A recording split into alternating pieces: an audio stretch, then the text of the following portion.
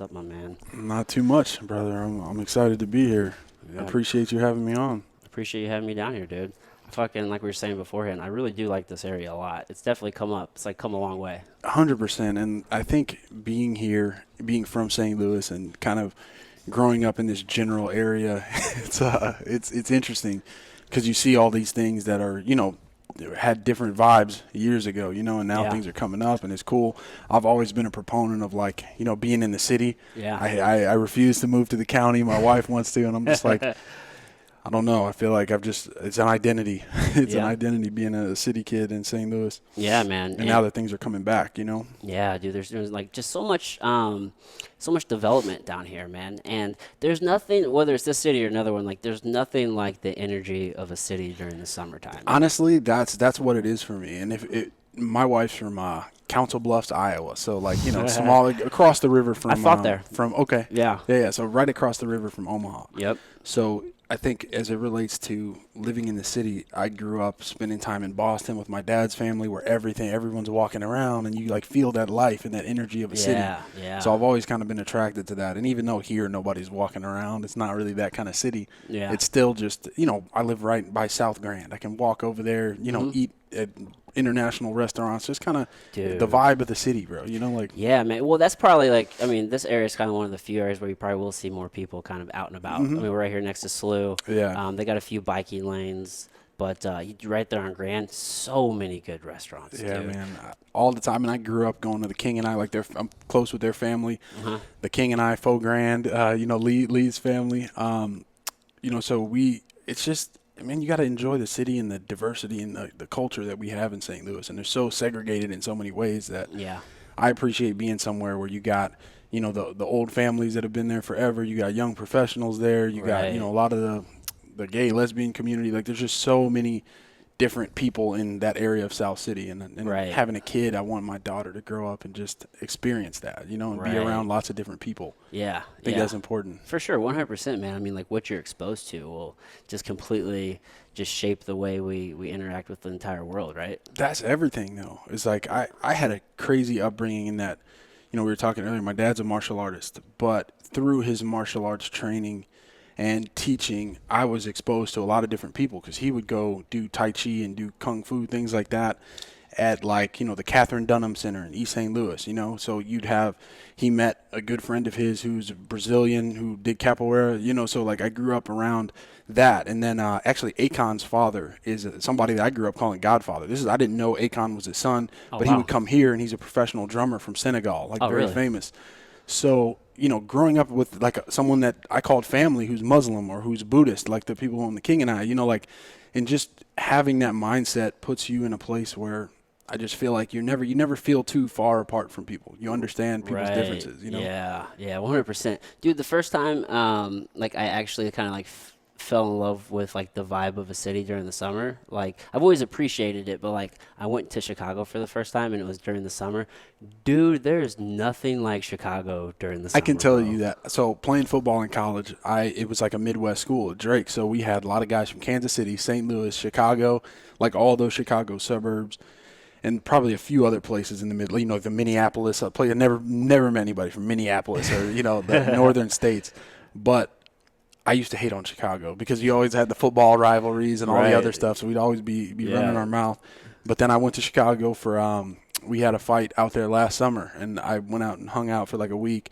And it was like, oh my God, I get it now. Like one of my boys has an apartment like down off the water, and it's just like, all right, yeah. Chicago, I get it. Yeah, I I get it see now. you guys. Yeah, Yeah, exactly. there'll always be that friendly like rivalry between St. Louis and Chicago. Always. But boy, do I It's appreciate. fun though. Yeah, it is. It's a fun rivalry. It really is, dude. Like, for the most part, I really started getting into to hockey after Okay. after we were like I can respect it. after we like won the cup. Yeah, but I'm I like a was one of those bandwagon people guy. that always loved it from afar. Like I appreciate the fact that these dudes are huge and they're flying around on skates. Yeah. They can fight on the ice. Yeah. I've always had respect for it, but it was never like, let me turn this on. And I'm like that. I'm the worst to be a sports agent or sports attorney. I am the worst sports fan of all time. Bro, I tell people I don't even like sports. Yeah, basically. Like I don't watch sports. People are always super surprised. Like, I fought for so long. I don't watch fighting. Like I just don't do any of that. But I did really like learn to appreciate like the athleticism and Yeah. just the physicality of that sport on ice. Like growing up, dude, I played like street hockey with my friends. Like Yeah, I we played, all did a little of that. yeah, I played like all sports, but actually like watching these guys, I'm like, holy hell, man! Like these guys I are mean, some I think next level athletes. there was a girl who I was friends with in college, and she dated a hockey player. And I Okay. remember like hanging out with the dude. And first of all, I was like, this dude is huge. He could definitely play football. Yeah. And then you're like, okay, I get this. This is not. And he was like talking. I think he had injured his pelvis or something. Like we became boys or whatever. But Yeah. I just realized like that is not a sport for the soft. And like I'm the opposite of you. So I grew up.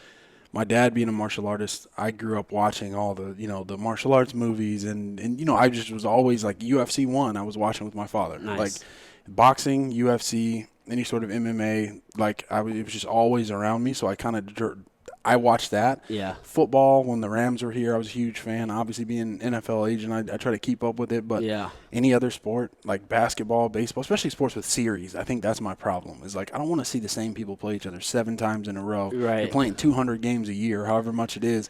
It just doesn't matter if you win or lose. Whereas football, you got 1 week to beat this team, and you're not playing them again until next year. You know, so it's kind of like, at least in college, high school, like those kind of vibes. Right. Right. But I think the series thing is the problem for me. I just can't pay that close of attention for that long. Because Yeah. if you lose, I don't feel bad. Like Right. the Rams lose to the Bears, I'm going to hear about it all year from all of my boys in Chicago or fights, Yeah. I also kind of wonder, like, man, with those series, like, are those rigged sometimes? It's like, hey, man, we're going to get a lot of fucking revenue for the city if we go to Game 7. I mean, like, there's truth to that in terms of, like, the impact that series can have and like where it's at and where it finishes. But yeah, there's a big economic impact, dude. yeah, I try to lay off the sports conspiracies for the most part. I mean, there's some that I've heard where I'm like, all right, I can see that, but Yeah. I always just wonder. yeah. Oh, you always got to wonder. You always have to have an open mind to the idea that things aren't as they seem. Right. Yeah, because you just never know, man. You just never know. Now, so you grew up, like, did you do, like, all sports growing up, or did you just kind of, like, take the football, like, that was your jam? So I was a little kid. I was 4 pounds when I was born. So my shit. father would not let. I was preemie. My dad would never let me play football when I was a kid. I'd always ask, and he's like, "No, you're too small. You're too small. You're too small." Yeah. And like, I did martial arts because obviously growing up. I mean, I have some crazy stories of growing up because he's a martial artist, like 100% through and through. Everything he does, he breathes martial arts. So like, as a kid, I think I did Aikido for a long time. I did lots of different forms of Kung Fu, did Tai Chi, did some international competitions. That's dope. Through Tai Chi. And then Like the hand push fighting? yeah, exactly. Yeah. Push hands. Yeah. Yeah. So I've done a lot of those kind of things growing up, and then but I always wanted to play football, man. I was always pressing them about it, and then one year I grew like 6 inches. I was probably 6 foot or at least 5'10", 5'11" when I was about 13. Nice. And then it was like, all right, I went to a different school. Yeah. And then that's when they had a football team. So Nice. he let me play, and he went from not knowing anything about football to, I played in college. My brother played in college. My brother actually got Defensive Player of the Decade in St. Louis at Webster Groves That's for amazing. football. So he ended up going from like not watching it to now he'll call me and be like, "Are you watching this Patriots game right now?" I'm He's like, all "No." in now. Yeah. He's just probably like it sounds like it's like he just enjoys pure competition. 100%. And he's not a team sports guy. And I think that's the huge difference between my father and I is like Yeah. growing up on football, which is kind of the ultimate team sport. It puts you in a mind frame in business or in anywhere else where it's like, we each have a role and our Yeah. roles have to come together for us to execute properly. Right. Whereas in individual sports, you live and die by yourself, and there's a value to that. But Right. I think in the world of working with other people and the business world, it can sometimes be a problem. But I played football probably like 8th grade on through Okay. college, so I Yeah. loved it. I always was a overly physical little kid, always accidentally hurting somebody, wrestling around, like That's that all kind right. of thing. So so I did martial arts probably until I was in middle school, and then that's when it was like, and I played like soccer and basketball, but like the martial arts thing was kind of the bigger focus, and then over time it became football and You're track just itching to be for physical. football. Yeah, Yeah. it's like you can go. I think the social aspect of football gets you a lot. For sure. Because I dude. never loved the game. Like, I'm not one of those people who can sit and be like, oh man, they're in this coverage doing this and that. And I played all the way through college, but I was a dude who like, you give me a job, I'm gonna go do it. I'm gonna go do it and do Exactly. it well. Hell yeah, Exactly. dude. I can definitely respect that. Like I was like growing up, I was always like this I was a chunkier kid. Oh, okay. And then like I think going into 7th grade, I grew like 13 inches, bro. Just Yeah. shot the fuck up. And then I always knew I would play football. I started in the 7th grade, but there's just something about like just getting out there and just like banging the pads. And it's like you got pads on. You kind of feel like a machine a little bit. You got a helmet. It's like a Yeah, very you feel cool as shit. it pulls you out of like I think that's the scarier part about jiu-jitsu or MMA. Like when you're out there by yourself and you're naked, you know, and you're there really with are. someone else. And you're in a it's like, singlet, so like you're literally almost naked. yeah, and it it's is cold. you and somebody else, and you're both just like, you know, let's find out. Whereas Yeah. football, every play you go back in the huddle and you're looking at all your boys and you're like, bro, yeah, they just got us right there, but let's go. You know what I mean? Like Right. there's that internal hype of multiple people, and your boys are always with you, and you live with these guys in college, Yeah. like they're your brothers, you know. And it's so much of that mentality. But with those pads and a helmet, you feel like you can run through a wall. For sure, dude. That camaraderie is important. I think, like, just as 100%. men, dude, we need that. I think that's why you see so many people just really, like, love the military. Yeah. Or, you know, whenever they stop playing sports or they get out of the military, they're just, like, they're But so even fucking look at the lost. police. You know, I mean, Yeah. there's the police. There's so many different groups of people, whether it's male, female, whatever. But there's a powerful group mentality, and when you can put the right people together, Yeah. and I think it brings people together. You know, and Yeah. with the current culture in the United States, obviously there's a lot going on, and I'm Right. happy that that it's being addressed. Maybe there's obviously always can be issues with how things are addressed or this and that, but Right. ultimately the fact that it's being addressed, but it's still. The police force, I'm sure that's brought a lot of people together, just like the military brings lots of different people together. I Yeah. played football with guys who had never met a black guy, never in their life. And then they're playing on a football team with, Right. quite a few. So it's kind of, Yeah. it allows you to experience so much and to really kind of lose the ego. I think that's like part of life, though, is like always trying to lose the ego, whether it's jiu-jitsu, where it doesn't matter who you are. You can go in there against one of our little guys who's a purple belt and they will maul you. Yeah, dude.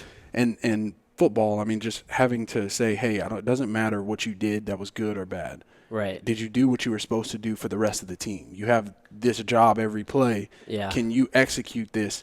And if everyone can execute their job as a whole, you start winning. Like Right. those kind of things. And There are a lot of great lessons that come from team sports, right? Like, doing your part, especially in football, having a short memory. Like, hey, man, I just fucked up, but next play, my God. let's get back at it. I think that's the most important value that my wife and I talk about all the time. It's two things. Is one, athletes in general, if you have been an athlete in your life, seriously, and you go into business or anywhere else, it's realizing, one, you got to have a short memory. So many people take things personal. Yeah, Like yeah. everything that happens may affect you personally, but if there's no personal intent behind it, I can't get mad at somebody. I can't, it's Right. Your coach can get into you. You know what I mean? You can Oh, screw up a play, dude, but tear they'll that go ass off. up. Exactly. Then you got to turn around, but not be harboring on that. He told you that because it's going to make the team better, not because you personally have some issue. And maybe you do, but Right. But But it's not like they don't like you as a person. exactly. Right? You have to be willing to take and really register and understand, self-reflect on the fact that I screwed this up. Yeah. Now I got to go out here and fix it on the fly, like Right. literally in a moment. You got to go fix it. So I think in the world, so many people get criticism isn't always your enemy. I think the people that I'm closest to in life are people who freely criticize me. Right. It's like they'll be like, no, I don't think it's a good idea. Why would that work? Right. Why are you doing this? And a lot of people get turned off from that and call somebody a hater or this and that. But Yeah.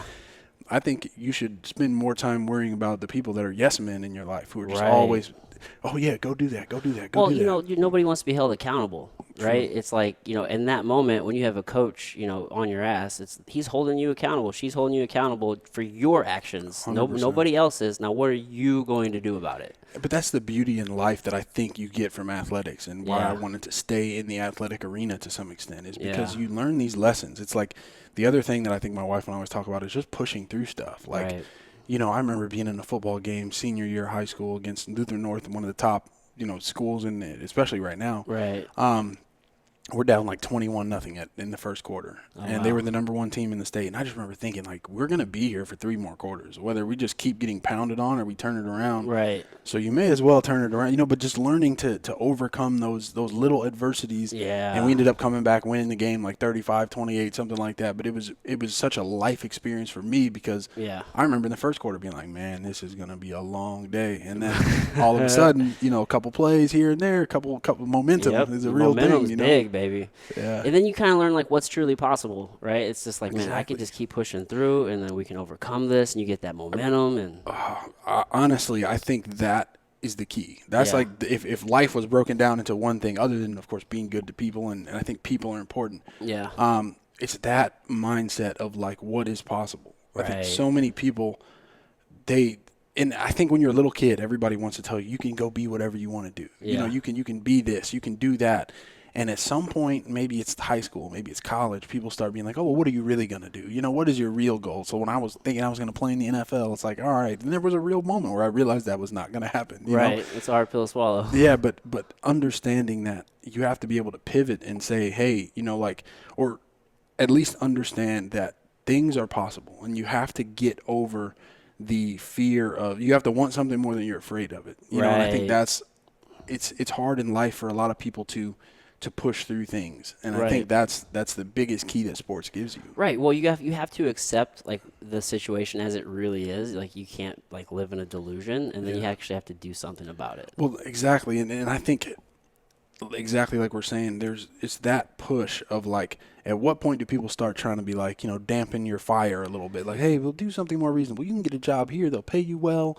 You Crush can your go in fucking every dreams, day. bro. People Exactly, would do it. exactly. And I think it's up to you. You're the only one who is the the guide of your own energy and your own spirit. And you Right. have to be able to, just go get something. And that's, Yeah. I think, and everything has ups and downs, but I think that is so important to like Yeah. realize that everything is possible. And there's different points in life, little Everything. points where you realize, whether it was your fighting career, like jiu-jitsu, where like all of a sudden you get a win at a big tournament or something happens and you're like, okay, like I'm really doing this. And like Yeah. whatever mindset I had of, oh man, this may not work or this may not happen. Right. You just gotta lock yourself. It's like the roller coasters when you're a little kid. Like I was terrified the first time, but once you lock yourself in, you're going. Yeah, There's no way just you accept it, dude. Yeah, Exactly. man. I think those people like they have good intentions, like, do.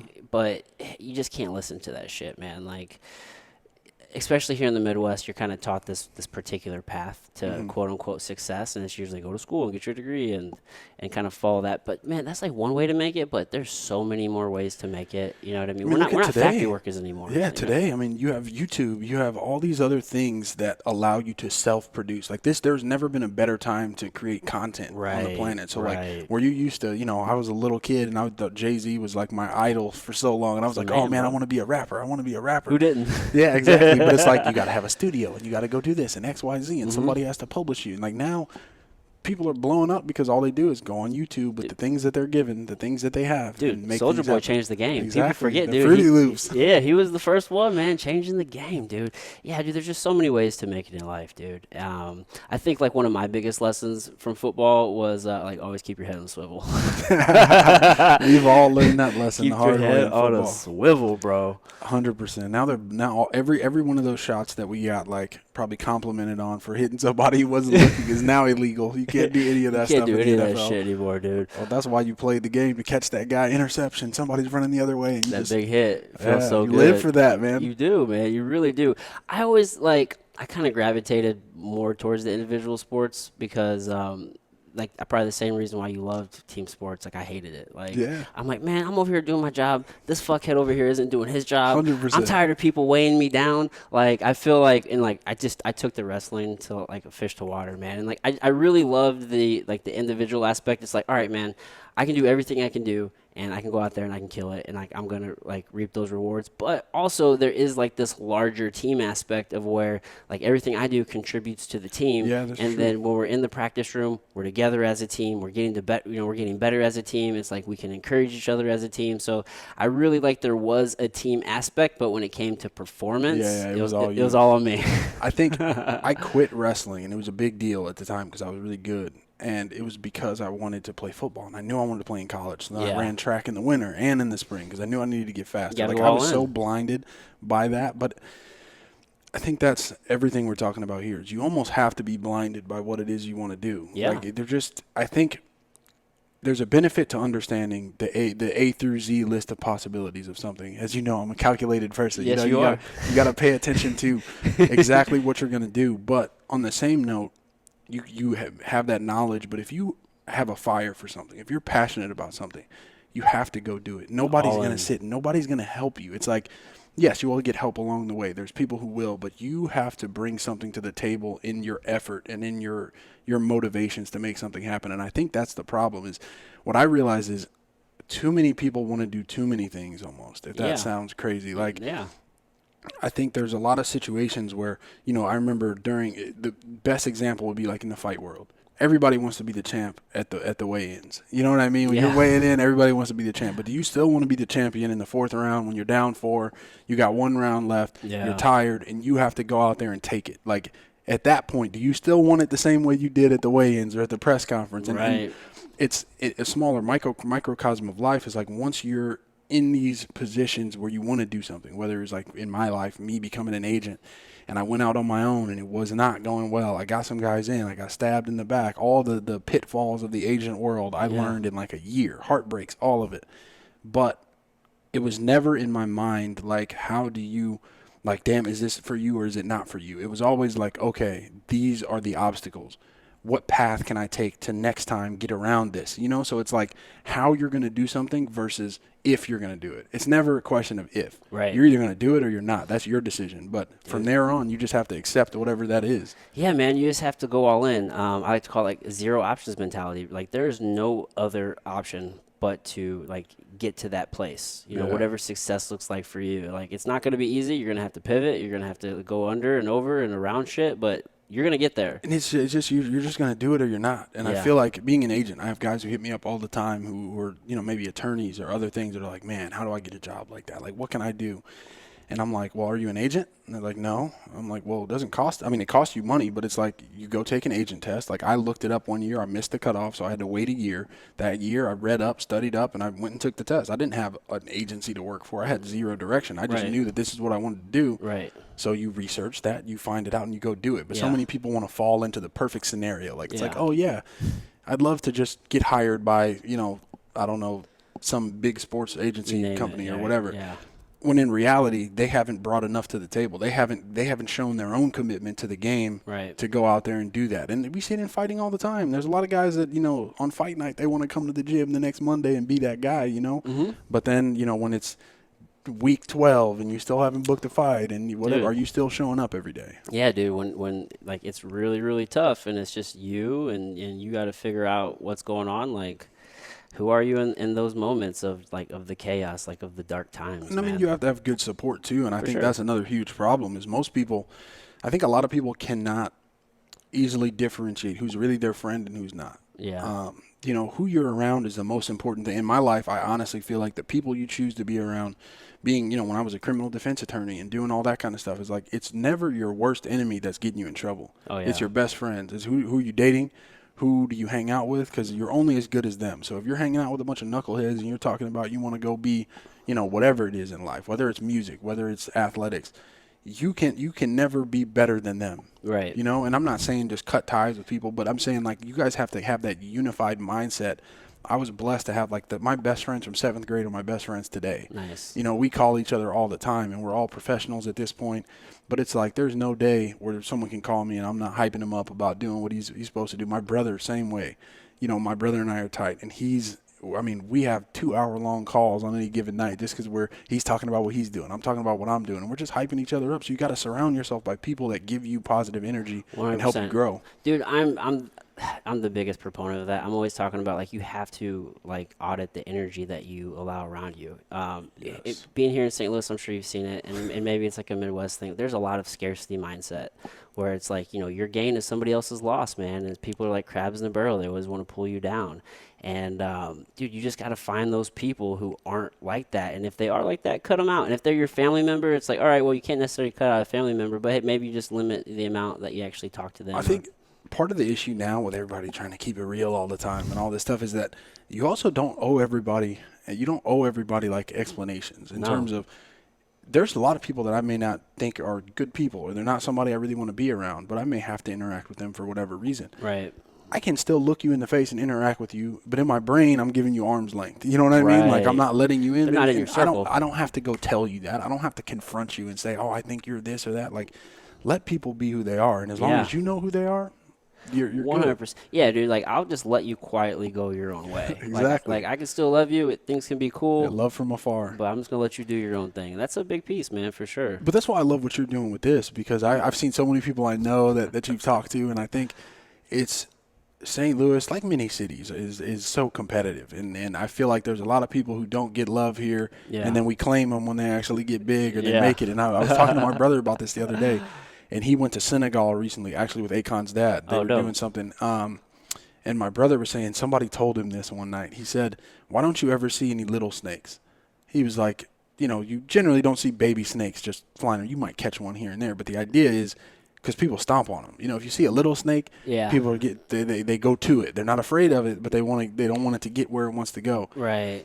The smart snakes, when they're small, stay in the grass. You know what I mean? They just Yeah. they stay in their lane. Yep, And then when they're yep. a big snake and somebody sees them, people run away. It's too late So then. exactly. Yeah. So it's the moral of the story is keep your head down. Dude, stay in your lane, keep your head down. Nobody has to see you. And I think that's another problem is so many people expect to be loved by everybody, and myself included. Yeah. I try to be a good dude. I personally try my hardest. Like, I would rather take an L than let somebody say that I did them wrong or anything like that. Like, I would Right. much rather me just say, okay, well, whether it's money that I've lost or anything that happens, like, I would rather me take the L than to try and, do something that anybody could ever say that I did something, Yeah. underhanded, anything like that. It's honor. It's that Well, martial in the code. grand scheme, dude, it's gonna come back to you tenfold. 100%. Just always do the right thing. It's just positive energy. If you give everybody around you positive energy, you never know. Like, my story in terms of like the agent world. So I was coming off of college. I thought I wanted to fight because I was done playing college football. I was in law school. Started training with Josh Neer, Jeremy Stevens, some of these guys out in Savages. Iowa. Yeah. But like they welcomed me because I had interned at a fight company. So I would Okay. go to the fights, and then one day I met Josh and added him on Facebook, and he was talking about a jiu-jitsu class. So I'm you're like, up in "Let me go." Militich, right? No, this is back when they had all kind of left Militich Oh, and they all came back kinda to Des split. Moines. Yeah, so Okay. I was back in Des Moines, and he let me train jiu-jitsu with him, and I'd show up like it was football. I'd show up every class, every day. I'd be the first one there. Yeah. And then he was like, "Yeah, you're getting kind of good. You can come train with the pros." And like they allowed me to do that. And I was also coming off of college football, so I wasn't small. Oh, I was you're- like dude, 230, like yeah, you're an athlete, bro. Yeah, coming straight off of that. And they welcomed me in, and it became something where when I was in law school, they're like, well, why don't you look over our contracts? Why do I have to get somebody else to do it? Like, I'd rather you look at it and you help me with this, you help me with that. And it Right. became like a little management company I had going while I was in law school. That's dope. The lawyers hated me because I'd skip all the, the benefits and the little, like they want to go network. And it's like, you're going to go shake someone's hand and get a business card. Like, I know where I want to be Right. in the sports world. And my brother was coming up, so I wanted to rep him out of Northern Illinois. And I'd gotten my agent's license, and he got in a car accident and fractured his hip a week after his bowl game senior year. So everything going right. We were always like we're like the twin dragons. You know what I mean? Like, me and my brother are so tight, and we had always talked about like that happening. And Yeah. then when this happened, it was so heartbreaking because like he couldn't walk for months, and just Dude. kind of laid up, moved here. Luckily, he had gotten accepted to law school beforehand and decided that he was going to take a year off and then go to law school. Okay. But when I was in law school, I tore my knee in a jiu-jitsu tournament, and I was on crutches, and one of my professors was like, what'd you do? And I was like, it was a jiu-jitsu tournament. I was kind of, you're talking to some lawyer, and you're like, yeah, I got in a martial arts tournament and, Yeah. got hurt. And he goes, well, one of my best friends is the vice president of legal and business affairs at the UFC. If you ever want to go out there and do an internship, let me know. And I'm like, Dope. of course. Yeah. So over the years, I ended up getting close with him. He introduced me to Mike Mersch, who is one of my mentors, and he was the gentleman he was speaking about. And I went out to Vegas, did an internship in the UFC's legal department, and it was awesome. And then it was like right around the time where I was like, let me go with the NFL stuff. I knew I was going to move back here and work with my dad, being an attorney.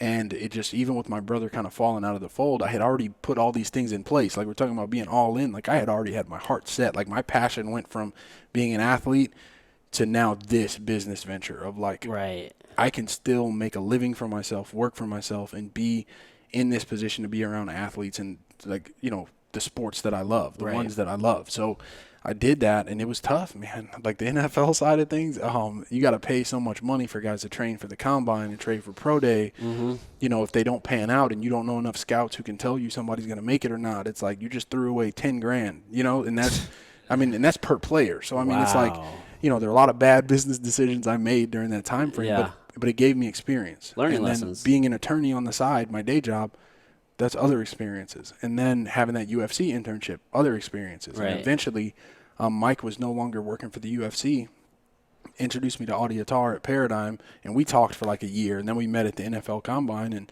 he asked me to come work for him. So it was the people, right? Like we're talking about, like you have to give positive energy to people. You're never too good for anybody. You can learn something from everybody you come in contact 100%. with.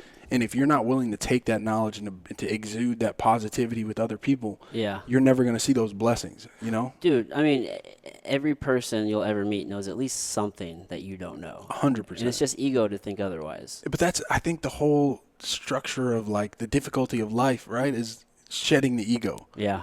Because, why do we go to jiu-jitsu? You know who you are. You know that you can do something. Like, I've learned the moves. I've done this. Yeah. But you want to go prove it to yourself. And in trying to do that, you're building an ego. And then once you get confronted with something and you realize that I can only learn or stop. Yeah. That's the only two options. Well, in the beginning, dude, it's gonna crush your ego like none other. It's gonna humble you, bro. You'll go in there against somebody who looks like they're trash, and they'll just dog you. Just work you over, man. Yeah, dude. Like, I'll regularly go with people who are like 300 pounds, and they're probably like, "Oh, small little guy," and then it's like, "No, buddy, I've been doing this for over a decade." But it's funny. I think when I was really training heavily in jiu-jitsu, I would tell people all the time, I would always not like pull guard, but like I always want to be on bottom first. Yeah. Because if you can survive and be on someone's bottom and you can sweep them and then you're on top, now you don't have anything to fear because now you've been there. Right. You've already done the hard part. Mm-hmm. So now you know what you're capable of. And then all of a sudden, now you build the confidence and then you push. But that ego is always there because there's always levels to everything. Yeah. But there's for sure something to like putting yourself in bad situations, figuring out like what you're actually capable of, like where can you push through. I think that was like my biggest lesson from wrestling. I'll never forget like the first time I've ever been broken. Yeah. Like, there's just so much to be learned from like just mentally being broken and then like pushing through it anyway. Dude, it was a Sunday morning practice because like wrestling was 7 days a week. Yeah. Dude. Like we normally have either like a duel on Friday or like a tournament on Friday and Saturday, and then like Sunday we'd come in and lift, and like we just had a tournament, and like fortunately like me and my partner, we always did pretty well. We were actually probably like the two best on the team. Yeah. But that didn't fucking matter to my coach. Like, and then like everybody else maybe didn't do so well. Like we came in one day, we're thinking this is just gonna be just a chill Sunday. We're gonna lift and blah blah. Those are the days that get you. Dude, we lifted harder than we probably ever lifted. Then we went across the street to our high school, like in the hall. We'd run, like say this is the hallway, the square. We'd have to run around it, and we'd have to make it around in like 45 or 46 seconds. Everybody, 103 up to heavyweight. And if somebody didn't make it, we gotta do it again. So long story short, we ended up probably doing like 16 sprints, which I think came to like sprinting 2 miles. Yeah. And then we're like, oh man, surely we're done. We're all fucking tired. Nope. We went back across the street to our wrestling room, wrestled live for like another hour. But wrestlers have that intensity. There's a level of intensity that wrestlers have that no other sport has, and I don't care what anybody wants to tell me. It was the hardest day of my life. We're all crying. I'm fucking so tired. Like I've never been broken. I would like have that. been puking by But then. I also pushed through though, dude. And it was just like I learned that your mind is capable of so much more than it will like make you believe. Like your body can do it. It's just your mind that will hinder you. But then as much of like a roadblock as your mind can be, it can be your greatest enemy, but it can also be your greatest ally once you learn how to like harness that. Yeah, man. I started reading that book. I don't know if you heard it, The Power of Now. Have you ever read it? I haven't read it, but I have. It's on my list. And it's a tedious book. It's not the best read, but it's the best information in my mind. In terms of it breaks down in 100 different ways how you don't have to be your thoughts. Your thoughts are not your thoughts. You think you are your thoughts. You know, right. like it's like your internal monologue, but in reality, when you realize that your thoughts take you places you don't necessarily want to go, your mind can, control the body if you let it. Right. But once you separate yourself from it, and you're like, oh no, you're going on a tangent. I'm not going there. Right. Like all of a sudden you can harness it. And just like your situation, I had a coach, loved the guy to death. He was one of my best strength and conditioning coaches in college. We're still friends. And whenever he would go out of town, one of the other coaches would coach us.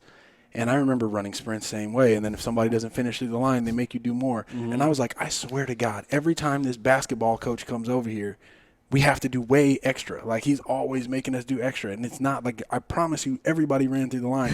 And years later, I asked him, I was like, dude, you were just trying to do that to mess with us. Like, he was like, absolutely, 100%. He was like, you guys would be busting your ass the whole time. Mm-hmm. And I saw everybody falling out thinking it was over, so I had to make you do more. And, like, I had another coach. I had 3 head coaches in college, which is a whole nother story. But one of them used to make us, we do a full workout, like 5 a.m. in the morning, and then he would still make you do a competition at the end. Whether it was like steal the bacon, like tug of war, like whatever it was, his Right. thing was like, you have to be able to compete when you're tired. Yeah. And that lesson going into life is the same thing. Is like, you just have to be aware that the limitations in life are usually self-imposed. Mm-hmm. You're rarely going to meet something that's just an unmovable object. It's like you have to know, but if you have that mindset and you really believe in what you're doing, and that's another hard part, is like that internal belief, like Real that drive. belief. Yeah, not the brash running your mouth stuff, but like truly, there were so many situations that I was blessed to have a family that kind of molded me this way, where it was like, you want to do something, you can do it.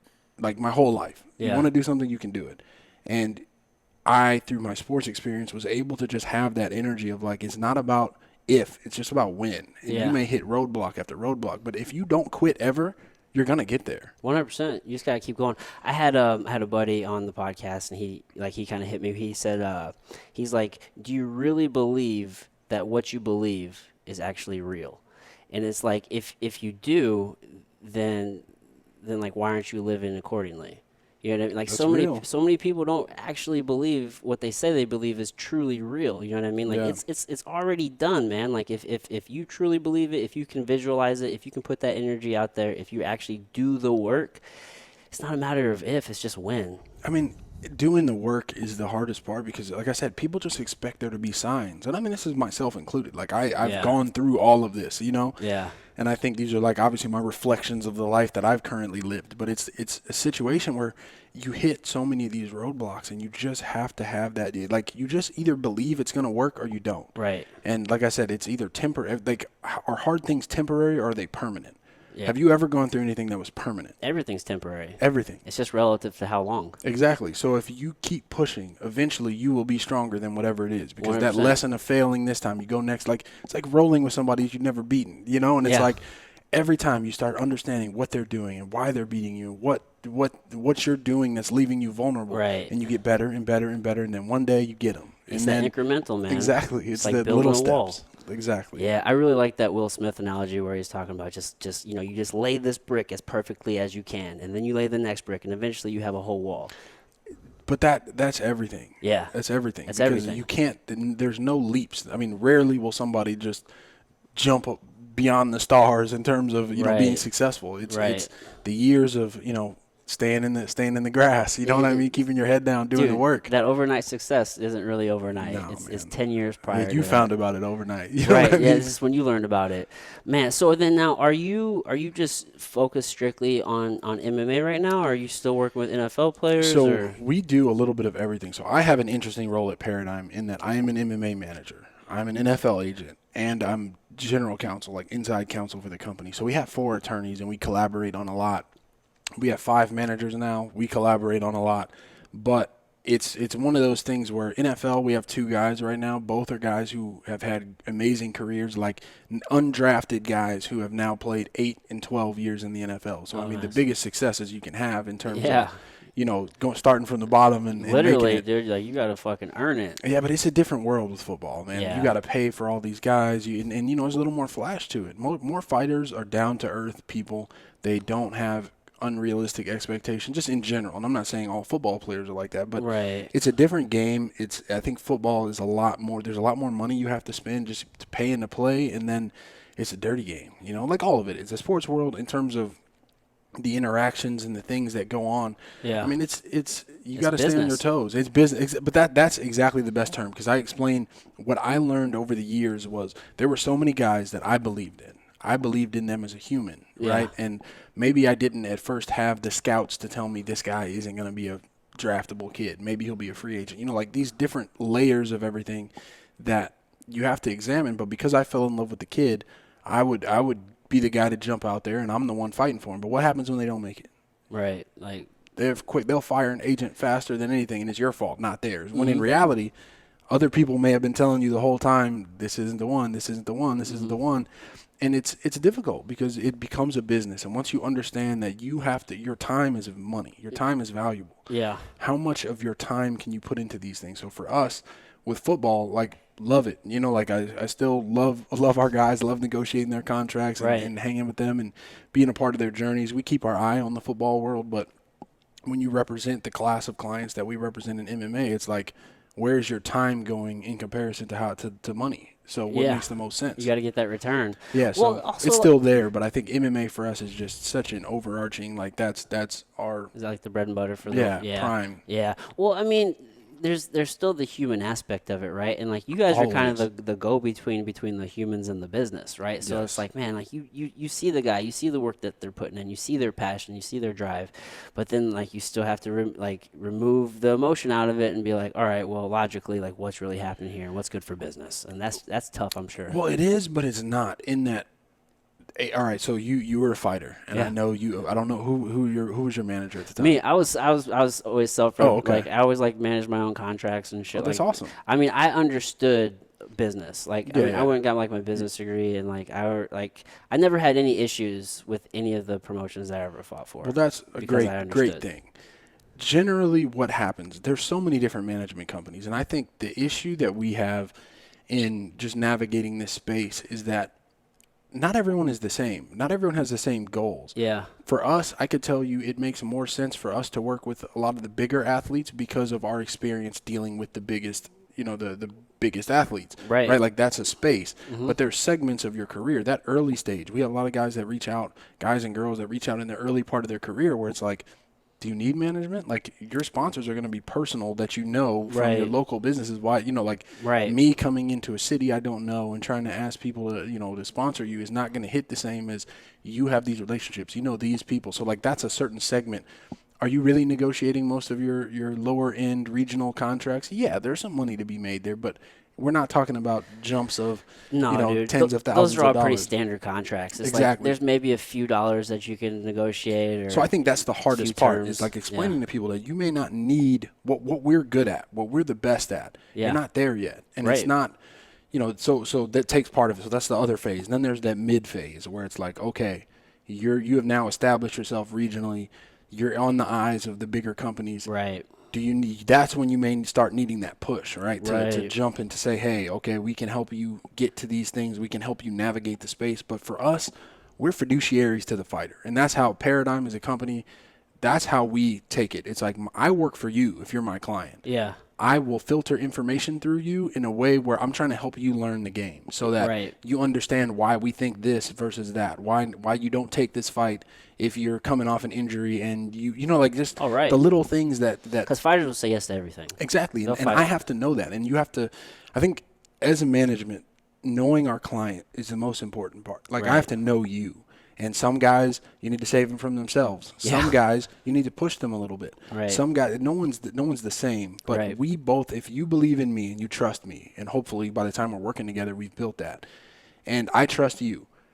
It's a situation where we have these conversations that may not always see eye to eye. And I tell people that from the jump. We're not going to agree on everything. Right. But it's our job as his management or her management company to try and help educate you as to why there are these options, why this option may be better than this one, and you make the decision. Right. But our job is to educate so that our fighters, when they're done, when their career is over, hopefully they have ancillary income. Hopefully they're in a place where they've built relationships while they were on the rise. Right. And while they were on the rise, trying our hardest to get them the best deals that they can. There's going to be times where there's threats made, and you know how this industry is. It gets heated.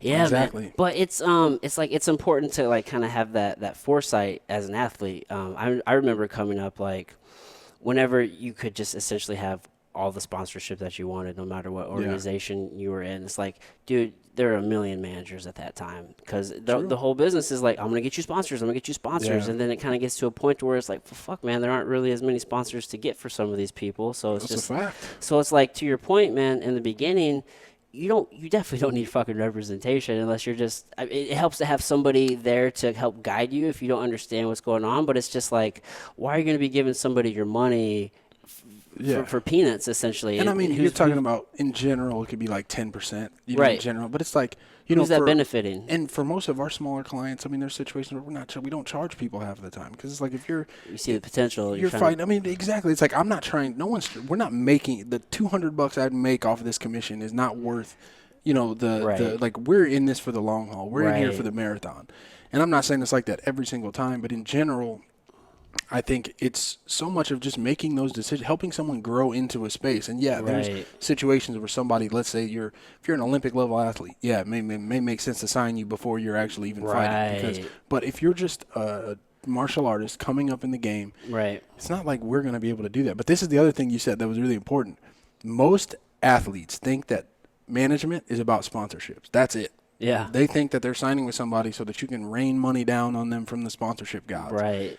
That is not what I mean. At Paradigm, we have a full-time marketing staff, 2 full-time graphic designers, full-time social media manager, 5 attorneys, some of whom, like myself, are also MMA managers. So when I say like 360 management, I love getting the people that think that because then we may not work with you because sponsorships are a part of it. Small piece. Yeah, but you're building what brands. we're doing, we're building brands. Exactly. Building brands and also trying to help you grow into something like that. Right. And I think one of the issues is we really, what we excel at the most is fight contracts, meaning Which is important, dude. Rico Verhoeven, the heavyweight champ of Glory Kickboxing, Cyborg, the highest paid female MMA fighter, Connor. That's MMA and boxing if you want to talk about it. But Right. in terms of what our strengths are, it's that. It's those fighting. Most fighters are making 90% of their income is going to be from the fights, Right. no matter who you are. Yeah. Like even the bigger people. Yeah. Like that's the way to think about it. But once you get to a certain point, it's like, well, how many points am I getting off this pay-per-view? Or I mean, it gets to that point. Like we get to that point exactly where it's Right. like, okay, That's pay-per-views, obviously we're like way down the sponsors, road. other things that come up. But I mean, there's ways to structure a lot of these that are not the way people think they're structured. You know, so there's and that's across all the different organizations. There's fighters on salary at different places where they get paid whether they fight or not. Oh, and really? our job is really trying to help fighters, to help our people. Is that is what can we do to think outside the box, to be creative, to make sure we know your market value, and to do something that's fair. And usually the MMA world isn't fair. Right. So that's but realistically we're Life isn't using fair. numbers. That's the big difference in my opinion between us and a lot of other companies. It's the numbers, it's the data. What can you show? How can you explain an argument that's not just you feel like this? Right. What can you show? So whether it's analytics on social media or analytics of pay-per-view sales, there's so many things in business that you had in the business side of this that make us different because we're not just booking fights. A lot of management companies, they book fights. They get a call. Hey, you want to fight this guy? Sure. How much are you paying us? Okay, great. And that's Cool. what they do. Right. And that's that's some people. considered management for a lot of people because you don't need a degree. It's not like the NFL where there's a union and you have to actually pay dues and take a test and get vetted and all that kind of stuff. In MMA, everybody's uncle can be their manager. Now, in ONE FC, aren't they now requiring management to have a degree? Yeah, I think they have certain restrictions as to who can and can't be management because they've had some bad experiences in the past. And if I remember correctly, I'm pretty sure they want you to be like a Chinese citizen, don't they? There's something like that for the most part. Yeah, there's something like that so going it can on. get fucking weird, man, depending on what organization you're in, dude. I mean, look, I will never criticize an organization for trying to do what I think are the right things. And in this situation, you have so many fighters who can tell you a story about some manager they had and how things went badly because somebody wasn't paying them what they were supposed to or vice versa. But they're not always running it like a business. And the beauty of what we have and what Audie set up at Paradigm is like we have an accountant that's full-time. We have, like everything that you need. If you want to, you have questions about something, we can lay it all out and it's run like a business where we have the documents. We can show you everything. We trace everything.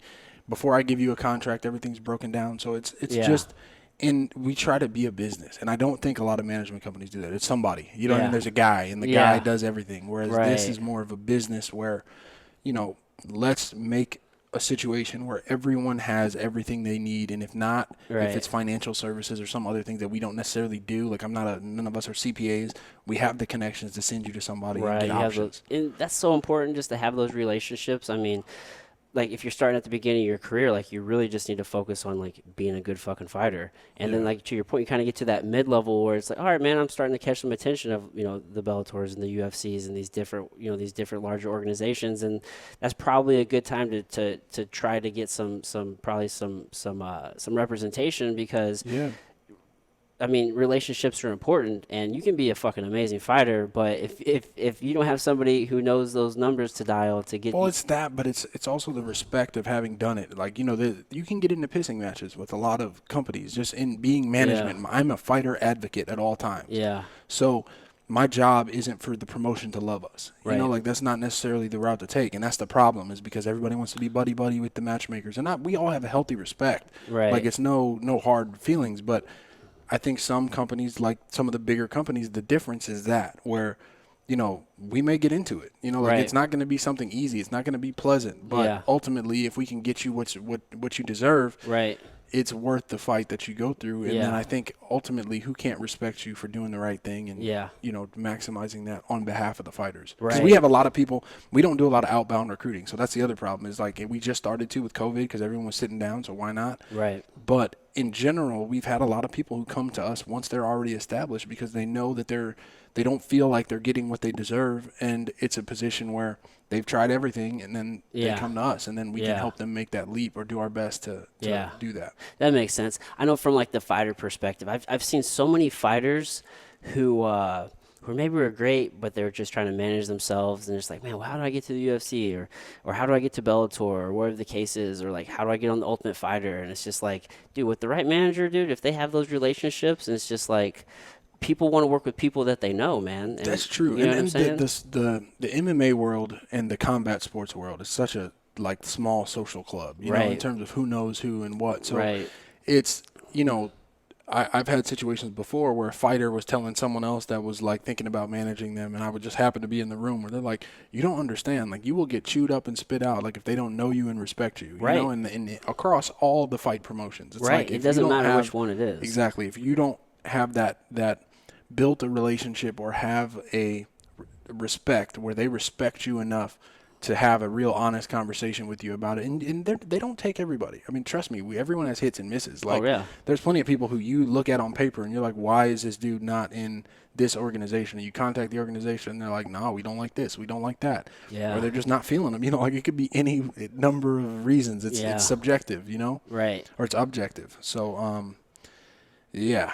It's a tough business, dude. I don't think people really understand. It is, man, but I'm blessed. Like, Paradigm, the guys we work with, guys and the men and women, first of all, I love the fact that we're like the most diverse company of all time. Yeah. We have an Irish dude, an Australian dude, a Polynesian guy, we Middle Eastern, like we have so many different people in one company. We only have 15 full-time employees, but like it's not many doubles. So it gives us all a very unique perspective on life, and we all love what we do. That has to help working with athletes. Everyone else is also a former athlete. So like Audie played football at UCLA. I played. Saya, one of our other guys, he played with Audie at UCLA. Oh, nice. We have former soccer players, professional. That matters. Maybe not professional, but kickboxers.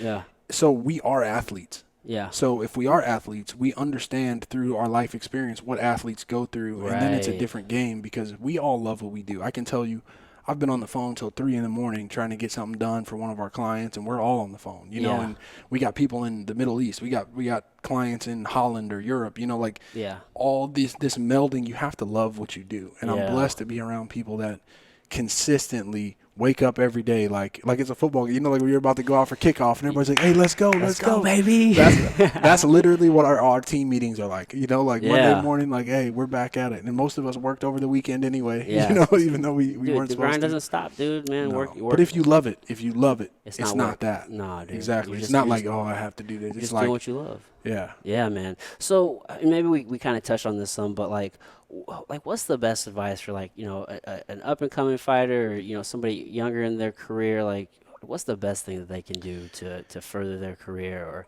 or maybe understand the business a little bit? Some people are gonna hate me for this answer. That's fine. Just be fucking honest, man. No, I'll be honest.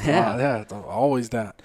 I think, honestly, if you're an up-and-coming fighter, the most important thing on the planet is you have to win, number one. Right. Like, it's like being a car salesman.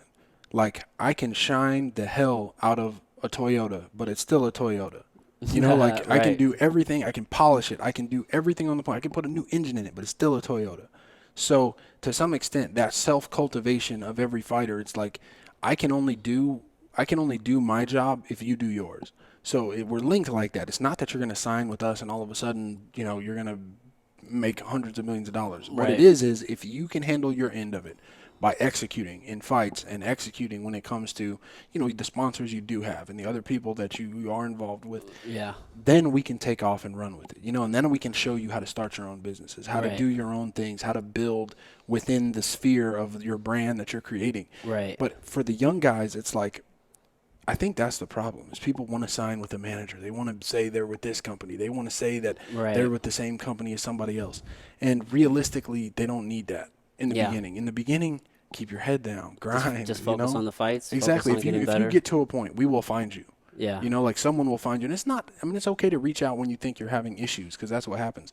But I think the majority of the people who reach out, and I answer a good amount of our like incoming requests, Yeah. it's someone who either has a losing record or is, very like, they could be 13-10, like Right. not that great of a record. Yeah. But I think more often than not, it's like 1-0, 2-0, and they're like, I need somebody to do this. Or people who have never fought before, they reach out and they're like, I know I need management and I want to get into this. And you just have to do it. If you can show me that you're dedicated enough, and I've seen fighters who don't live with their spouses because they move somewhere to train full time. Yeah. I know Like a lot of those guys. those things are that's the dedication that I need Gotta to see to know sacrifice. that if I'm going to put time and effort and energy away from my wife and my daughter to come to a fight week where I'm there all week with you and your people, like I have to believe that you're doing your side of it. So that Right. energy of finding the right people, I think is the hardest part on management. So for the young fighters, it's like be you and go out there and show what you're worth. Build. Yeah. Like you don't need a manager to then go do something. Like go, just like we've been talking the whole episode, basically, go be your best. Do Right. everything you're doing, and then the right things will come along. And I really feel like in life, that's everything. If you do the right thing and you do your best, like I said, with the positive energy and putting your whole heart into something, the right things will happen to you. Yeah, It's just yeah. putting yourself in that position because most people bite off more than they can chew too fast. Yeah. Now Connor's changed the whole like landscape of fighting, in that he's super entertaining. Like he took the entertainment to the whole next level. How many of these young guys are you seeing like almost focusing too much on the shit talking, too much on the show? You know what I'm saying? Well, I think there's two parts to that too that ties into your last question because to some extent, if you want to be like, how do you get on a big regional show?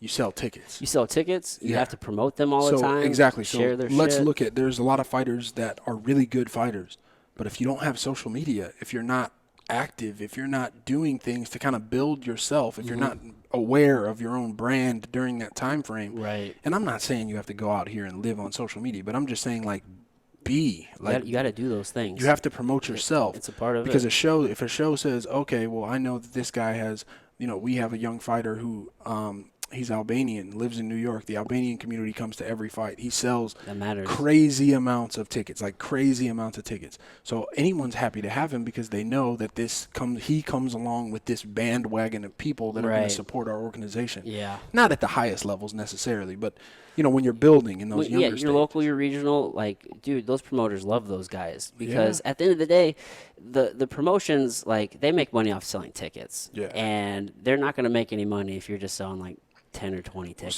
So I think there's issues sometimes where, I'll explain to somebody that, like, you got to boost your profile more. Like, think about things, like, especially if you know them. If I know you well, I can say, like, look, I know that you're an interesting dude. I know you're hilarious. I know what you have all these traits. Yeah. But you're not projecting that. So it's something where, yeah, we can keep booking you these low-level fights and things are going to happen, but it's not the days that it used to be where the best fighter gets automatically pulled into the UFC. There was a point where Right. if you knew somebody and they were a dog, they were going to end up, essentially making it that way. Yeah. Whereas now you kind of have to have a little flashy. You have to be a draw to some extent, whether that's Right. your personality, whether that's your fighting style. Yeah, I mean, but I've had people guys that knock are wrestlers that can't get into a bigger show because they're just like, we don't think that you're exciting enough. Yeah, dude, just the days of like the quiet professional are kind of gone. And maybe this is just my opinion. I've noticed there's some organizations who are like, they'll kind of take the quiet professional, like where they feel like maybe we can build these guys, or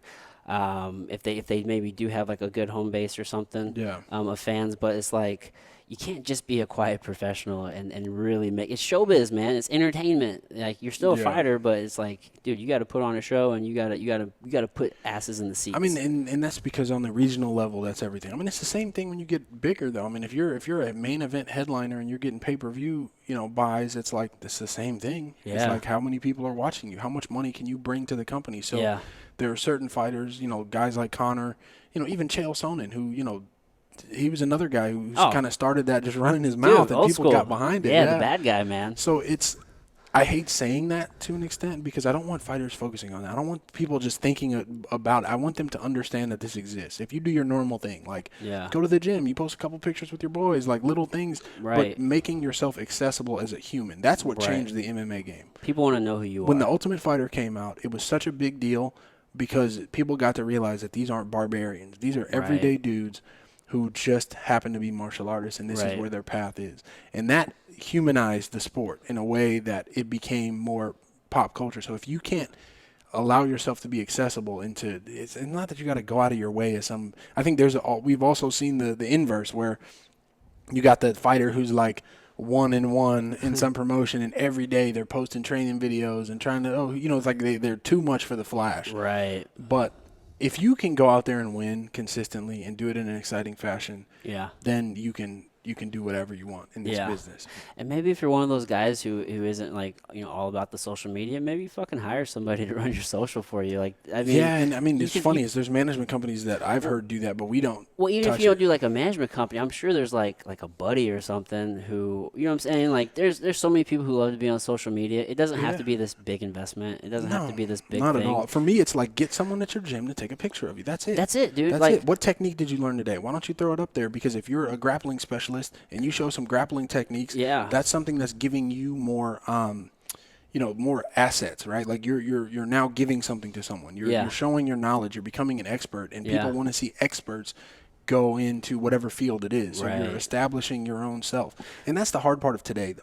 Is social media is a big factor in all It's of just this. a part of it. Yeah. We used to have a guy at the gym. He used to do really well, like on the local scene, sell a ton of tickets. Like, dude, his parents just ran a social. Like, it wasn't anything special. Mm-hmm. It's just like, but it's just like a piece of it, and it allowed him to train a little bit harder and just focus. Today's world is about access. Yeah. And while you're starting, you got to be able to give that. But I hate that we even have to talk about it this much because it didn't used to be that way. I know, but it's just a fact of life, man. if you have support and if you're winning, Yeah. that's it. But I just think that guys should just focus on their career as much as possible because the whole point of Yeah. management, once you get to a certain level, is to make sure that you don't have to stress about anything. So Yeah. whether that's your compliance, if it's a UFC and you got USADA, Yeah. like the whereabouts, I mean, like we'll update that. It's like different things so that all you should be able to do is train 100%. Yeah.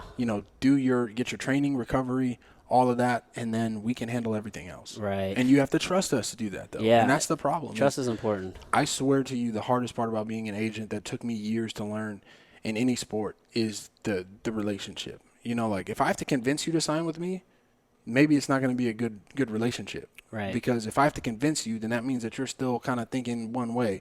And I've been able to have conversations with people where I realize we just may not vibe. It's not that I'm wrong or you're right or your approach and my approach are there's more than one way to skin a cat. Right. But it has to be us and having that mutual, honest, like I trust you, you trust me. I'm going to lead you down the best path that I think. Yeah. And I'm going to educate you during this process.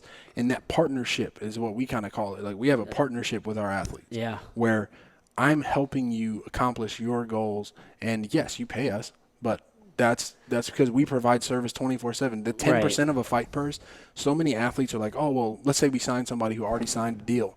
They already have a current promotional agreement. Everybody on earth will be like, no, you shouldn't take 10%. You didn't negotiate that deal. Well, if you look at our company, are we providing social media support every day? Are we providing, marketing support? Are we helping you get your taxes done if you're an international fighter? Are we doing, we service our clients 24/7. So what are we going to do? Work for 2 years for free until somebody gets? We could charge you per services, and you probably pay way more than whatever 10% of your fight more. purse is. And then when that renegotiation comes up, it's Exactly. like you're going to understand. And that's why. what happens, and that's usually what happens. But it's really getting to understand that, right? Like it's not the common way of thinking, but when you understand that this is a 360 business that we have, and I'm blessed to be a part of. There's no. We have fighters that we signed, and maybe if we didn't. if we didn't start working with them like mid-fight camp, like we'll make sure that they pay their old manager if they come to us. We don't poach anybody. We don't reach out to people who are currently managed. Yeah. But if you come to us and you make that switch, I'll still make sure you take care of everything on the back end of the business the way you're supposed to. Yeah. And then when we move forward, we'll get paid on your next fight. But that's could be a 6 months between fights where we're not getting paid, but we're still here every day when you call us. Doing the right thing. Yeah. But that's few and far between in this game, to be honest. Yeah. From what I've seen. I can imagine. I'm definitely glad I'm not in that world anymore. Do you think, I mean, like in coming out of fighting, like the hard part about being an athlete, and I think all of us go through this, and we joke about it within our company all the time, is like being an athlete. I will never be able to put a helmet on and go out there. You can still train jiu-jitsu, you can still train and do all the other things, but like there's something about competition where that energy, like there's something of conquering your inner fears. And it's not that you're terrified, but like, you want to find out. That's what sports is about in my mind. It's like, as an athlete, as a human being, you want to find out what you're capable of. Win, lose, or draw, you want to know who you really are. Yeah. And these pursuits are just a way to mask that in a way when it comes to fighting or football or some other sports that are dangerous, that are physically, you could go out here and not come back the same. Yeah. It's the ultimate form of trying to find who you are. It really is. You know what I really fell in love with competition was flow state. Like I always thought like maybe I was an adrenaline junkie, but I just realized, man, like I love when the stakes are high. I love when it's just me and another dude out there, whoever. I love like just falling into that place where like everything is clicking and I'm just like not You're even in the matrix. Yeah, dude, I'm not thinking. I'm just doing what I know how to do, and it's just like everything's fucking working together. And like, sure, sometimes you get in a rough spot and you got to push through, but man, there are some times in a fight I'm just like, I'll come out of it, I'm like, what the fuck did I just even do? I have to go rewatch the fight because it's just like you're just in that flow state, man. And because if you train hard and you work hard, and this goes with everything, like, being an attorney, if I know my material, like if I got to go negotiate something, I can't be sitting here scrolling through paperwork or whatever. It's like whatever you do, if you love it and if you've dedicated yourself, if your autopilot is better than the other person's autopilot, that's kind of what competition is if you put in the work, when you go out there, you're just pressing play and all the things you've done come with you in that short span of time. Yep. And I think, it's just about maximizing that autopilot. And it really is. And I think playing football, I remember there were times the same way where it's like, man, I don't remember what exactly happened, but it worked. And then you go back and watch film. You're like, oh, okay. Yeah, some of that's just part of the head trauma, though. My CTE hasn't kicked in yet. Dude, that was my big thing. I just started worrying about my brain too much. Like, I'm like, damn, man, all these punches, all this shit. I'm just like, man. I thought I was Mr. Cautious. No, don't start bringing that up now. Don't start. You don't ever think about that, bro? No, I definitely do, man. You can't be in this business and not. Yeah. So, like, on the management side, it's so hard because you get in these situations where, like, the people that I work with, like, I love them. Like, these are, like, my brothers. Like, the guys, I'm not there training with them every day, but I have a lot of athletes, and we as a company have athletes where our managers are talking to them every day. It doesn't have to be about fights. It doesn't have to be about whatever. It's what's going on in life today. Yeah, how it's are like, the kids? Exactly. Yeah. It's like you're your boys. But I think, getting to that position where somebody you can occasionally get somebody who's taken some hard L's. You got 3 knockouts in a row, something like that. Yeah. And being able to try your best to help them make educated decisions. It's still their life, it's still their career, but really trying to protect the fighters. Right. And I think it's hard because we're all men, not all of us. Obviously, there are women, but I mean, like.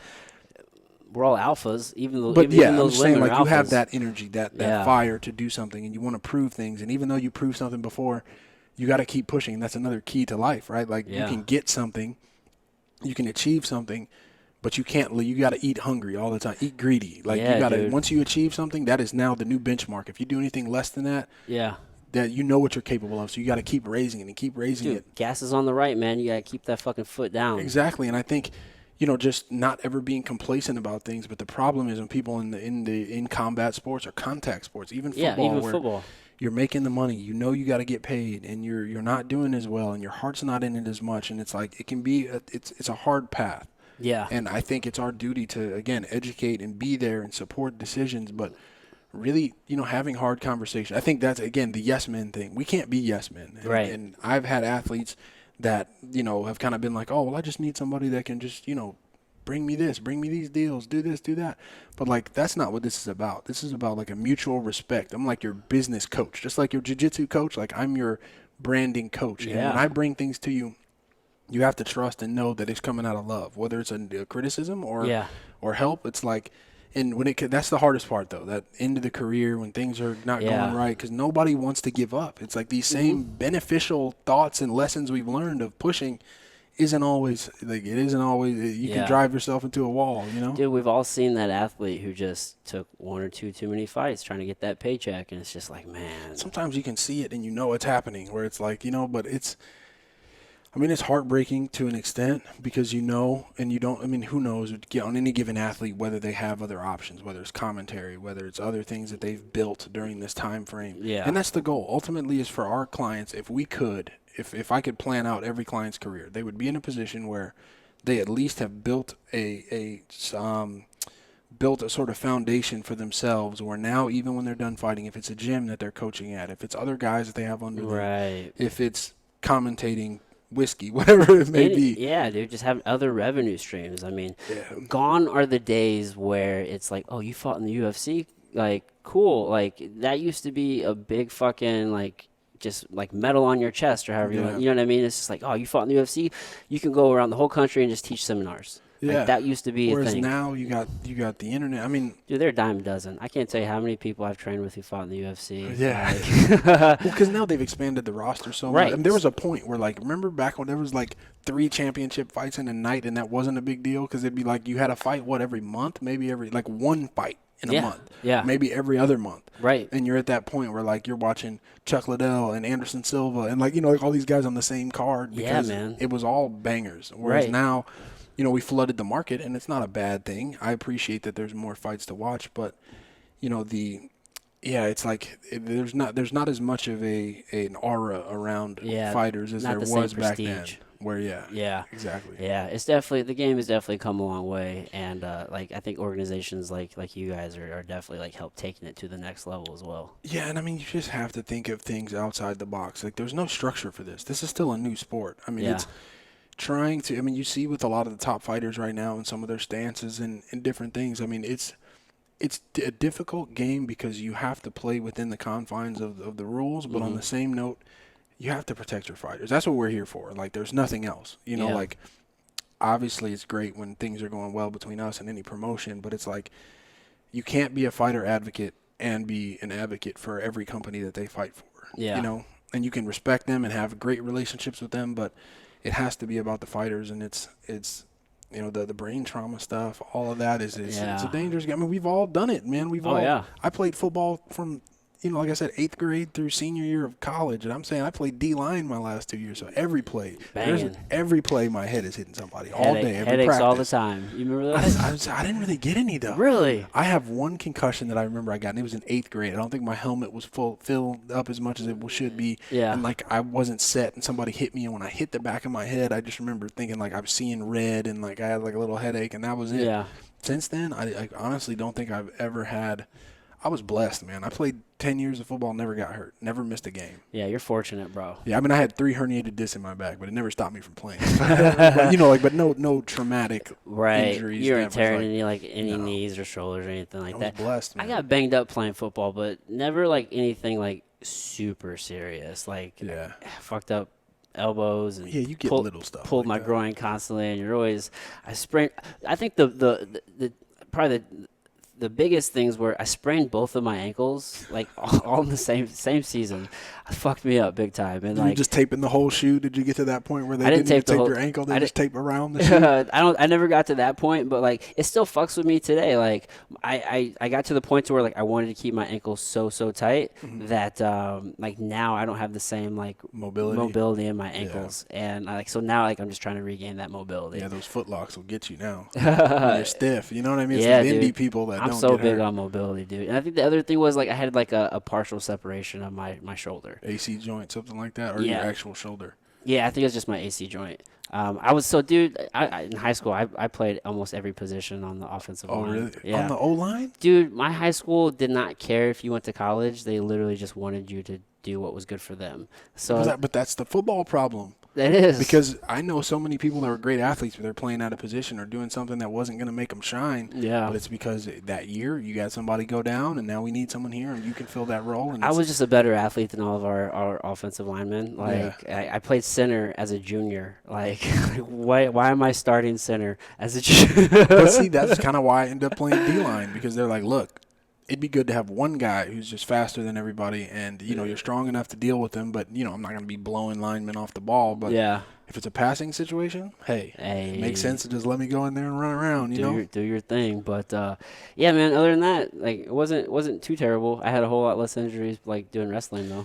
Well, yeah, wrestling, and I think flexibility comes with wrestling in a way. I mean, wrestling's a different sport, man. It's that intensity and flexibility and just the levels you push yourself. But I think in the fight world, man, that's the other problem is like injuries and dealing with those and what's smart and what's not smart. And, it's like you get so many guys who just don't want to stop, and you don't know what at a point what financial situation they're in. Yeah. Just because this is the hardest part. I think so many people in the highest levels, it's like they're broke before camp. Like, but their camp is where they spend a bunch of money, and then they have to fight. Yeah. So if they're injured, if they have other things going on, they may have to fight because that's the only paycheck they're going to get. And then that, is that really them showing their best skills in a high-level competition? Oh, yeah. Probably not. But those are the things that we're trying to help to avoid by setting budgets for every camp and doing, like this is not low-level management. Right. It's like really trying to find what do you have, what do you need, how can we make sure that you still have some left over if you go through a camp, and then if something happens with this fight or whatever, because that's the problem is you get people that are in a bad life spot and they're going to go in there. Yeah, they're going to take that fight for the money, dude. That's the wrong reason to like if that's your only reason to be in there, like well, it's not always the only, but it's like I think it's more often than not. You'll get those. That's what I'm saying. You'll get some. I remember like back in the day, what's his name? I think Tom Lawler. Dirty Tom Lawler was his name. Remember. Yeah, and like there was a period where like I think he was training for a fight, he got hurt, so then they pushed him back like another 3 months. So he went like 6 months without a paycheck. Yeah. And then like he had this, I think he like ended up crushing the guy, ended up getting like fight of the night or knockout of the night. So he ended up getting like 80 G's or 100 G's in a night. And he was like, dude, I fucking needed this more than anything. Yeah, but and that's the hard part is I think the hardest part of management is that relationship because win, lose, or draw. Like I've been hanging out at after parties with people with our team because somebody won.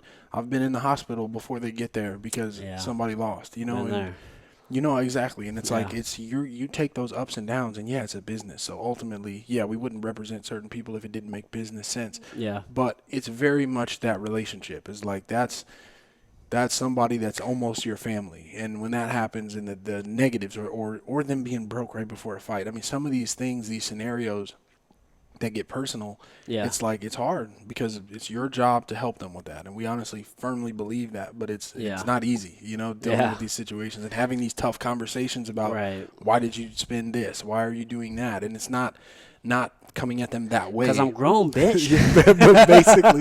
basically. Yeah, dude. But don't come calling me when you're broke, Right. But no, it's never like that with our clients. But again, it's like you have to go about it the right way. There has to be that trust. You have to honestly believe that I'm helping to educate you about something that you're not. We have people that are in so many different levels. Some people are great with money. Some people are not. Some people have tons of money. Some people don't. Yeah. And it's about figuring out that balance and just helping them to grow. In their own space. Because you've seen it. There's fighters who have great records who are doing really well, and they're probably not getting paid what they should be getting paid. They're still paycheck to paycheck all the time. Yeah. And it's not that everybody gets out of that, but it's about more than booking fights. Yeah. Yeah. Well, dude, at the end of the day, we're all just chasing a dream, man. Yeah. And it helps to have a team behind you. I mean, that's the most beautiful part of all this is being a part of people's journeys, right? Yeah. Like, I became an attorney because I wanted to help people, and I knew you could make some money while doing it. Like, why not do both, That's the win-win situation. And then when it came to athletes and athletics, it's like, man, I wake up every day and I love it. There's no fight day that goes on. I'll watch the whole undercard. We have a group text for our whole company where we'll be texting from the undercard onward about everybody that we see. It's like when you love what you do, you never work another day in your life. Yeah, and you guys are fucking representing the cream of the crop. So that's, I mean, it's blessings though, but it's like it's everyone's karma, right? Like the people I work with, they're all good people, and I think I was just blessed to have this opportunity. And if I didn't try to be a good person and try to I didn't I really tried to build relationships with everybody that I meet. I kind of feel like it's like a spiritual thing. Like whether you're religious or not, it's like God puts people, whatever the higher spirit is, puts people in your Yeah. direction for certain reasons. And if you do everything you can to help everybody that comes across your path, I just feel like it's going to work out for you. Yeah, 100%, man. Well, dude, I think that's probably a good place to end, man. That's good. I definitely want to be respectful of your time. Dude, John, thank you so much, No, brother. thank you, brother. It's awesome. We're going to have to do it again, For man. sure, man, for sure. Is there anything that you wanted to leave the people with, direct them to? Floor is yours if you did. I don't know. You could Paradigm Sports, ParadigmSports.com. You can check us out. We're always happy to help. If there's people we can take on or not, I'm always happy to point people in the right direction. Right. But, I just appreciate what you're doing for St. Louis, what you're doing for all these people who are out here getting it and, showing that hometown support that we don't always get. I appreciate it, dude. And for the listeners, go get some proper 12. Yeah, proper 12 hours. I don't think Connor needs my endorsement, but We'll take it, though. right on. All right, John, dude, I appreciate it, brother. Thank you, man. All right, everybody, till next time.